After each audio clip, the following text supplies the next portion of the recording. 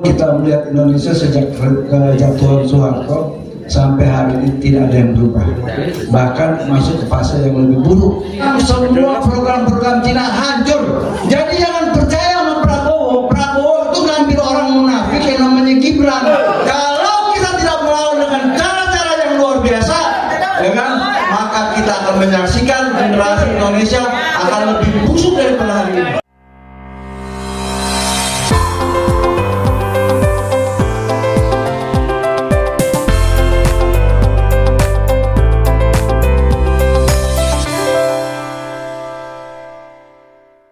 Abang besar di HMI, saya besar di GMI, tapi saya sering nginep di Cilosari. Jadi ketika saya melihat judul bedah buku hari ini, saya tuh baca Osjuberdil itu, saya cari di kamus hukum itu apa sih? Nggak nemu saya. Saya bilang ini apa ini Osjuberdil? Saya dapat pada katanya Osjuberdil ini si nakal dari timur, karena os itu dalam bahasa Belanda artinya timur, ya kan? Saya kemudian tertarik karena saya orang timur, Bang Egi, ya kan? Jadi kita ini sudah meneropong Indonesia bukan 10-2 tahun, lebih dari 30 tahun kita melihat Indonesia sejak kejatuhan Soeharto sampai hari ini tidak ada yang berubah, bahkan masuk ke fase yang lebih buruk. Kenapa saya sambungkan tadi dengan pernyataan Abidogi? Saya tidak ahli agama, saya fakir, dan apalagi saya dulunya login, saya ini login masuk Islamnya login saya hanya ingat ketika saya belajar Islam itu satu hadis Nabi bilang begini, tidaklah saya diutus ke dunia ini kecuali menyempurnakan akhlak manusia. Dan saya baca bahasa sejarah Islam, tarikh itu kewajiban sholat itu baru diwajibkan oleh Allah pada tahun ke-10 Hijriah. Ya, jadi kalau Nabi Muhammad umur 40 ditambah 10 tahun Hijriah, kurang lebih 48 tahun Nabi Muhammad baru diperintahkan wajib bersolat, gitu kan? Jadi apa sih yang dilakukan oleh Rasul itu? Mencontohkan hal-hal yang baik kepada umat. Amin. Bukan mencontohkan sholat dulu. Akhlak seperti apa akhlakmu? Karena begini, saya lihat makin banyak orang pergi umroh, makin hancur republik ini. Betul. Makin banyak orang pergi umroh, makin banyak kriminalitas. Ini relevansinya apa? Makin banyak masjid berdiri, makin hancur juga agama ini. Gitu. Saya yang login ke Islam jadi malu hari ini. Allah Akbar. Malu. Apa sih yang dilakukan oleh Habib-Habib ini, kiai-kiai ini, ulama-ulama itu? Kalian sadar nggak? Di sepanjang selatan dan barat Sumatera itu kelar sudah digergaji. Betul. Ini bicara sentimen keagamaan, yang tadi saya mau bicara itu. Betul.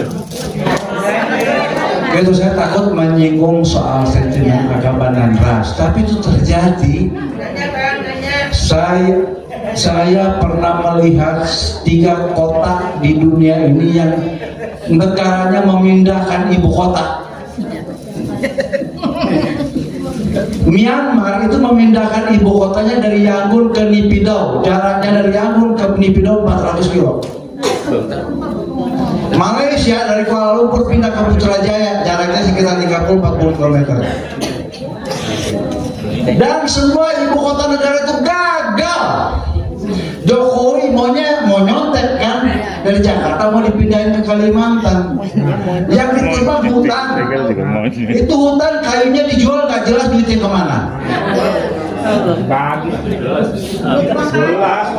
Myanmar pindahkan ibu kota Yangon ke Naypyidaw, itu hutan dibabat, itulah yang buat biaya bikin kotanya. Gitu. Hari ini yang dibantu diadvokasi oleh Bang Egi, ya, ngelawan aguan. Di Malaysia itu ada contoh, namanya Forest City di timur Malaysia. Bagaimana di zaman Perdana Menteri Najib Razak dengan program 1MDB ya, itu kemudian sisi timur dibikin model pink, sisi barat dibikin Portland, pelabuhan besar itu. Untuk apa? Menghambat supaya Singapura tidak semena-mena. Niatnya Malaysia dan Thailand membelah daratan Thailand perbatasan itu, bikin namanya terusan Kra. Ya Allah. Ya kan? Tapi itu dihambat. Akhirnya apa? Lewat keberanian pemimpin dan anak-anak muda di Malaysia, mereka lawan yang namanya Najib Razak. Jatuh Najib Razak. Semua program-program Cina hancur. Hari ini kita punya presiden yang sama. Jadi jangan percaya sama Prabowo. Prabowo itu ngambil orang munafik yang namanya Gibran. Dia jual martabak aja rugi, bangkrut, dipasangin sama Prabowo. Dan para jamaah di sini percaya juga sama Prabowo. Gila kalian. Agak.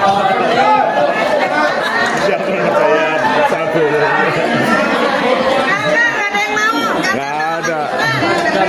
Tanggal 25 sampai tanggal 31, mulai dari tanggal 20, Indonesia dibikin berisik. Ya, mohon tenang, audiens, mohon tenang. Indonesia dibikin berisik. Padahal tanggal 21 terbit peraturan KPU nomor 731 Agustus 2025 yang menyatakan bahwa ijazah adalah dokumen yang dikecualikan untuk tidak bisa diakses oleh publik. Tidak boleh terbuka. Kalian hidup di negeri apa begini?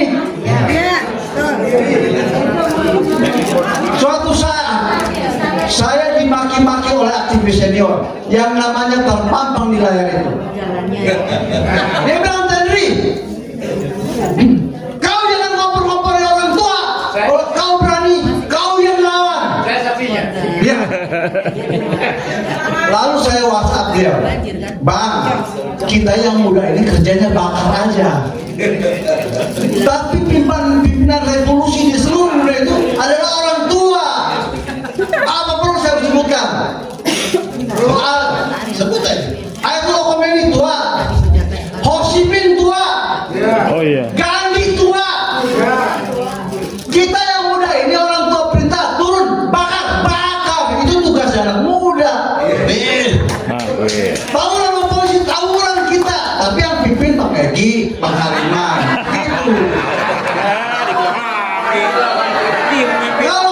Kalau kalah di penjara, kayak Nelson Mandela kan? Kalau menang berkuasa.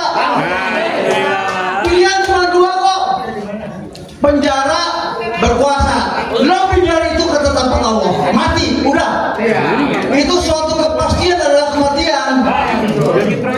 Tapi kejahatan yang dibuat oleh negara ini sudah bertahap yang luar biasa. Kalau kita tidak melawan dengan cara-cara yang luar biasa, ya kan, maka kita akan menyaksikan generasi Indonesia akan lebih busuk daripada hari ini. Pecah berbahaya.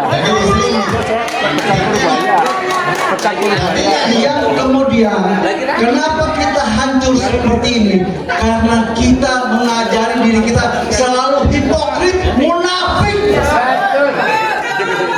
Ajaran pertama dalam Islam yang saya pelajari, jauhkanlah sifat munafik kita.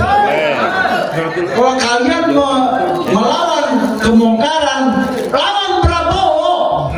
Lawan Prabowo. Berani. Iya dong. Karena dia mengaku orang munafik juga ke dalam barisannya. Nabi Muhammad itu punya 4 sahabat. Siddiq, Fatona, Amanah, dan semua itu diwakili oleh sahabat-sahabatnya. Sifat 4 itu ada pada semua semua sifat sahabat yang bagus sekarang. Siddiq, amanah, fatona, tablik, semua ada itu tadi disampaikan oleh Habib Dodi. Sekarang sahabat dan Prabowo penipu, pecoleng, garong, tukang tipu, terus kalian percaya? Gila kalian.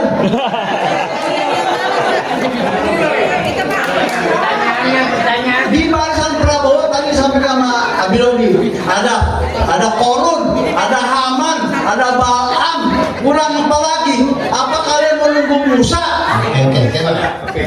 Itu jangan nunggu Musa. Kalau Musa dia nggak melawan Firaun, dia cuma bawa rakyat. Allah yang menenggelamkan. Kalau kita ini harus jadi Daud yang melawan Jalut gitu loh. Allahumma fiqil akum. Assalamualaikum warahmatullahi wabarakatuh.